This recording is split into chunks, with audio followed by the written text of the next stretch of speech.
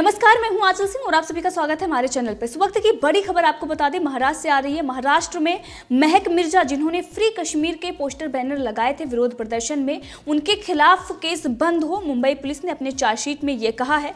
Mumbai police ने case बंद करने की मांग की है। जिसने महक मिर्जा, जिसने गेटवे ऑफ इंडिया पर फ्री कश्मीर लिखा बैनर लहराया था। आप सभी को पता है कि सीए के खिलाफ कई विरोध प्रदर्शन किए गए थे, लेकिन मुंबई में एक विरोध प्रदर्शन हुआ था जिसके दौरान फ्री कश्मीर का एक बैनर पोस्टर नजर आया था जो सोशल मीडिया पर वायरल हो गया था। उसके बाद बीजेपी ने भी कई बड़े सवाल पूछे थे और संजय राउत ने उस वक्त उस लड़की का बचाव किया था। मतलब यहां पर साफ है कि पूरी महाराष्ट्र सरकार अब उस लड़की को बचाने की कोशिश कर रही है। यानी कि जो विरोध प्रदर्शन हुआ था, कहीं ना कहीं उन लोगों का हाथ था। जो बीजेपी ने आरोप लगाए थे वो सही थे, क्योंकि मुंबई पुलिस आज उन लोगों को बचा रही है और मुंबई पुलिस पर पहले भी सवाल खड़े हुए हैं। महाराष्ट्र सरकार के इशारे पर मुंबई पुलिस काम कर रही है। इस मामले में भी ऐसा है। हम आपको बताएंगे इस पर बीजेपी ने क्या क्या आरोप लगाए थे और उस वक्त संजय राउत का क्या बयान आया था। लेकिन उससे पहले हम ये जानते हैं कि आखिर ये विरोध प्रदर्शन हुआ क्यों और वहां पर फ्री कश्मीर की बातें क्यों की गई। जेएनयू में नकाबपोश वामपंथी छात्रों ने हॉस्टल में घुसकर एबीवीपी के छात्रों की पिटाई की थी, आप सभी को पता है। लेकिन उसके बाद कुछ और ही चीजें दिखाई गई थी। एक आधा वीडियो शेयर करके ये दिखाया गया था कि दिल्ली पुलिस घुसती है और उन लोगों को मारती है और वो हॉस्टल में पढ़ रहे होते हैं। लेकिन जो सच्चाई है वो दूसरे वीडियो में सामने आई। जो पूरी वीडियो सोशल मीडिया पर वायरल हो रही थी उसमें यह दिखाई देता है कि वो लोग जो वहां पर पढ़ाई कर रहे थे, कुछ पल पहले ही वो बाहर होते हैं, उनके हाथों में ईंट पत्थर होते हैं। मतलब बाहर वो कारनामा करते हैं और उसके बाद वो हॉस्टल और इसके साथ ही हम देखते हैं कि लाइब्रेरी में घुस जाते हैं और वहाँ पर लाइब्रेरी में जाकर वो बैठ जाते हैं और पढ़ाई करने लगते हैं। अब इसको लेकर सोशल मीडिया पर कई दिनों तक इसको लेकर राजनीति भी चली थी, लेकिन सच्चाई जो था वो पूरा सच सामने आया था। और उसी वक्त वामपंथी और जिहादी मानसिकता के जो लोग हैं उनका चेहरा जो था वो बेनकाब हो गया था। इसके साथ ही हमने देखा था कि एबीवीपी को बदनाम करने के लिए कुछ वामपंथी छात्र हॉस्टल में घुसते हैं और उसके बाद खुद से ही मारपीट करते हैं और उसके बाद पूरा इल्ज़ाम जो है वो एबीवीपी के छात्रों पर लगा दिया जाता है। लेकिन सच्चाई उसके बाद ये भी सामने आ जाती है। और जब छात्र मीडिया के सामने आकर अपनी बातों को रखना चाहते हैं, जो राइट विंग्स के छात्र होते हैं उनको मीडिया प्लेटफॉर्म भी नहीं देता और उसमें खासकर रहता है आज तक। अब इसको लेकर तो हमने कई एपिसोड में आपको ये बताया है, लेकिन इस वक्त जो हम बात कर रहे हैं वो फ्री कश्मीर की बात जो वहां पर की जा रही थी। मुंबई में जो नारे लगाए गए थे, तो आप समझ सकते हैं जो कश्मीर वो भारत का अभिन्न हिस्सा है और कश्मीर में धारा 370 हटाने से कितनी दिक्कत इन लोगों को हुई थी, कितना पेट में दर्द हुआ था, ये उस बैनर पोस्टर से ही सामने आ जाता है। अब जहां पर भारत एक साथ खड़ा हुआ है वहां पर कुछ लोग जाकर विरोध करते हैं, मतलब वो देश के साथ नहीं खड़े हुए हैं, वो देशद्रोही हैं और ऐसे लोगों पर केस चलना चाहिए था और कार्रवाई करनी चाहिए थी। मुंबई पुलिस ने भी पहले यही कहा था कि कार्रवाई की जाएगी, लेकिन आज वही मुंबई पुलिस से बचा रही है, क्योंकि ऊपर से उनको इशारा किया गया है, कहीं ना कहीं उनके ऊपर दबाव डाला गया है और इसीलिए मुंबई पुलिस इस केस को बंद करने की वकालत कर रही है। अब तो ये पूरा तय करता है इस पे अदालत पर कि अदालत क्या फैसला लेती है, लेकिन मुंबई पुलिस की तरफ से ये कहा गया है। मुंबई में आयोजित जो विरोध प्रदर्शन था, उस विरोध प्रदर्शन में महक मिर्जा ने फ्री कश्मीर लिखा बैनर लहराया था, जबकि जम्मू कश्मीर भारत का अभिन्न हिस्सा है, जिस प्रकार से मैंने आपको बताया, और पाकिस्तान ने उसके एक हिस्से पर जबरन कब्जा भी किया हुआ है। अब इसके साथ ये देखना होगा कि अदालत में पेश की गई रिपोर्ट में मुंबई पुलिस ने जो कहा है कि महक मिर्जा के खिलाफ लगाए गए आरोप सही नहीं हैं और जो कुछ भी उन्होंने किया, यानी कि जो विरोध प्रदर्शन था उसमें कोई दुर्भाग्यपूर्ण या दुर्भावना उनके मन में नहीं थी और उन्होंने इंटरनेट और तमाम चीज़ों को लेकर ये संजय राउत का बयान आया था, तो इसी से मिलता जुलता जो बयान है, यानी कि जो सरकार वहाँ पर कह रही है, जो संजय राउत कह रहे हैं, वही मुंबई पुलिस भी कह रही है। मुंबई पुलिस का ये कहना है कि 36 आरोपियों के खिलाफ चार्जशीट जो दायर की गई है उसमें ये बताया गया है कि लगाए गए आरोप सही नहीं है। इसमें अधिकतर वकील, कार्यकर्ता, छात्र, कलाकार और शिक्षाविद हैं। 5-6 जनवरी 2020 को आयोजित इस प्रदर्शन में केंद्र सरकार द्वारा लाए गए कानून सीए के साथ साथ एनआरसी के खिलाफ विरोध प्रदर्शन हुआ था।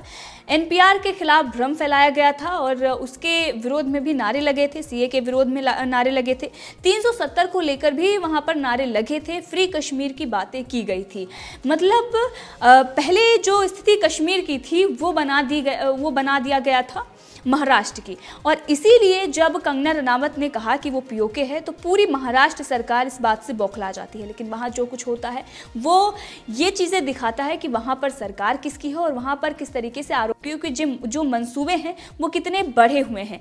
जो इस प्रकार के उपद्रवी हैं वो कुछ भी करने के लिए तैयार हो जाते हैं। फ्रांस की जब घटना सामने आई तो वहाँ पर हमने देखा कि सड़कों पर बैनर पोस्टर लगाए जा रहे थे और किस तरीके का विरोध हो रहा था, जबकि प्रधानमंत्री नरेंद्र मोदी फ्रांस के साथ खड़े हुए थे, देश की जनता फ्रांस के साथ खड़ी हुई थी। तो महाराष्ट्र के अंदर क्या हो रहा है मुंबई पुलिस इस बात से अनजान नहीं है, वो सब चीजों को समझ रही है। लेकिन कार्रवाई उन पर होती है जिन पर झूठे केस लगाए जाते हैं। अर्णव गोस्वामी मीडिया को परेशान किया जा रहा है। तो ये भारत का जो एक राज्य है वो किस दिशा में जा रहा है ये भी देखना होगा। संजय राउत जो देश तोड़ने की बात कर रहे थे, देश तोड़ने की शुरुआत उन्होंने कर दी है। अब इस पर केंद्र को एक्शन लेना चाहिए और ऐसे लोगों पर कार्रवाई करनी चाहिए। अगर कोई फ्री कश्मीर की बातें करता है तो बिल्कुल भी बर्दाश्त नहीं किया जाना चाहिए, क्योंकि हमारे देश के जो महान क्रांतिकारी नेता रहे हैं उन्होंने अपना बलिदान दिया है, इस देश को सींचा है। और अगर आज हम इस प्रकार से देश तोड़ने की बातें करते हैं तो ये सरासर गलत है। हमें एकता बनाकर रखनी चाहिए और वहाँ पर अगर कोई खलल डालता है, इस प्रकार से कुछ भी करता है तो उस सब पर मुंबई पुलिस को एक्शन लेना चाहिए था। लेकिन मुंबई पुलिस तो उनके साथ में खड़ी हुई है। मुंबई पुलिस कह रही है कि जो कुछ भी उन्होंने दिखाया था वो दुर्भावनापूर्ण नहीं था और इसलिए उनको बरी भी कर दिया गया है। अब अगर हम बात करें तो ये जो पूरा मामला सामने आया था उस वक्त ही बीजेपी ने भी सवाल खड़े किए थे। बीजेपी के नेता किरीट सोमैया ने इस मामले में शिकायत भी दर्ज कराई थी और उन्होंने इस पर बयान भी दिया था। मीडिया से बात करते हुए उन्होंने बताया था कि मैंने पुलिस में शिकायत दर्ज कराई है और उन्होंने मुझे जांच का आश्वासन दिया है। मुंबई पुलिस ने ये कहा था कि वो महिला की तलाश कर रहे हैं। फ्री कश्मीर वाले पोस्टर के लिए महिला के खिलाफ आवश्यक कार्रवाई की जा सकती है। मुंबई पुलिस की तरफ से ये कहा गया था कि हम कार्रवाई करेंगे। लेकिन आज मुंबई पुलिस उसी महक मिर्जा के साथ में खड़ी हो गई है जिसकी तलाश उस वक्त की जा रही थी। किरीट सोमैया ने इससे पहले अपने ट्वीट में भी कहा था कि गेटवे ऑफ इंडिया मुंबई में शिवसेना, कांग्रेस और एनसीपी समर्थित जेएनयू प्रदर्शन में फ्री कश्मीर की मांग के बोर्ड दिखे। मुझे विश्वास है कि ठाकरे सरकार इस पर कोई कार्रवाई नहीं करेगी और वही हुआ है। ठाकरे सरकार कोई कार्रवाई नहीं कर रही है और उनको बचा रही है। आगे जो किरीट सोमैया ने कहा था वो बहुत ही ज्यादा महत्वपूर्ण है, क्योंकि जो कुछ उन्होंने कहा था वो बिल्कुल आज सही नजर आ रहा है। किरीट सोमैया ने आरोप लगाते हुए ये कहा था कि इस प्रदर्शन को शिवसेना, कांग्रेस और एनसीपी का समर्थन प्राप्त था। समर्थन अगर प्राप्त नहीं था तो उनको बचाया क्यों जा रहा है? मुंबई पुलिस आखिर क्यों कोई कार्रवाई नहीं कर रही है और उनके सपोर्ट में खड़ी हो गई है? तो ये चीजें जो उन्होंने बोली थी वो बिल्कुल सही थी। इसके साथ ही संजय राउत ने जो कहा था उस पर भी हम नजर डालेंगे। संजय राउत का ये बयान आया था कि मैंने अखबारों में पढ़ा है कि फ्री कश्मीर का पोस्टर दिखाने वाले वहां मोबाइल और इंटरनेट पर लगे प्रतिबंध से आज़ादी मांग रहे थे। अगर किसी ने कश्मीर की आज़ादी की बात कही है तो ये बर्दाश्त नहीं किया जाएगा। जबकि उनका जो बैनर पोस्टर था वो सोशल मीडिया पर था और वहाँ पर विरोध में नारे भी लगे थे। वो सारी चीज़ें हैं, सबूत हैं, उसके बाद भी आप कोई कार्रवाई नहीं कर रहे हैं और आप ये कहते हैं कि उनकी जो भावना थी वो दुर्भावनापूर्ण भावना उनकी नहीं थी। अच्छी नियत से उन्होंने फ्री कश्मीर के नारे लगाए थे, बैनर पोस्टर उन्होंने लगाए थे, वो उनकी जो नियत थी वो अच्छी थी। अगर आप देश तोड़ने की बात करते हैं तो आपकी नियत अच्छी हो ही नहीं सकती। मुंबई पुलिस को ये बात समझना चाहिए और ये उनको समझना चाहिए कि सिर्फ महाराष्ट्र तक ही चीज़ें सीमित नहीं हैं। पूरा देश जो है जो एक साथ खड़ा हुआ है और महाराष्ट्र की जनता भी इस बात को समझ रही है और इसीलिए वो दोबारा ऐसी सरकार नहीं चाहेगी जो देश तोड़ने की बात सामना में लिखे और ऐसे जो विद्रोही हैं, ऐसे जो देशद्रोही लोग हैं उनका समर्थन करें, उन्हें बचाने के लिए मुंबई पुलिस पर प्रेशर डाले। संजय राउत का तो बयान आया ही था, लेकिन इस पर देवेंद्र फडणवीस ने भी ट्वीट किया था। उन्होंने कहा था कि प्रदर्शन किस बात के लिए, फ्री कश्मीर की नारेबाजी क्यों, मुंबई में हम ऐसे अलगाववादी ताकतों को कैसे बर्दाश्त करेंगे। मुख्यमंत्री कार्यालय के 2 किलोमीटर दूरी पर आजादी गैंग के द्वारा फ्री कश्मीर के नारे लगाए गए। उद्धव जी, क्या आप ऐसे नारों को बर्दाश्त करेंगे?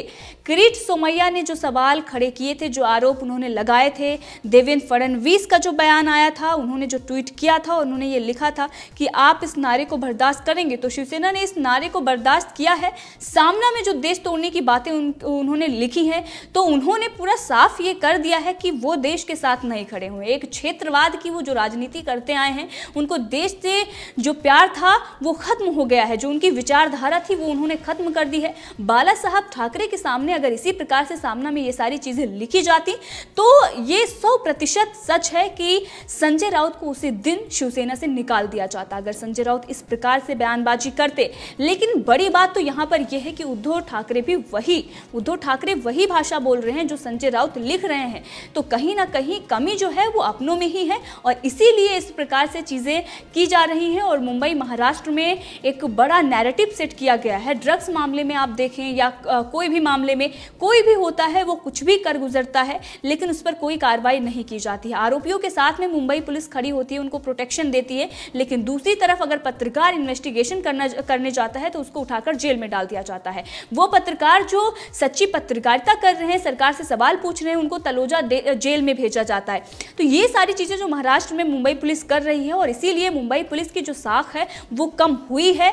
अब इसको मुंबई पुलिस को भी स्वीकारना चाहिए और लगातार जो गतिविधियां हो रही है महाराष्ट्र में ऐसी नहीं होनी चाहिए। पूरे मामले में आपका क्या कहना है कमेंट करके जरूर बताएं। इसी के साथ अगर आपने अभी तक चैनल को सब्सक्राइब नहीं किया है तो कर लें ताकि हर अपडेट आप तक पहुंचती रहे। धन्यवाद।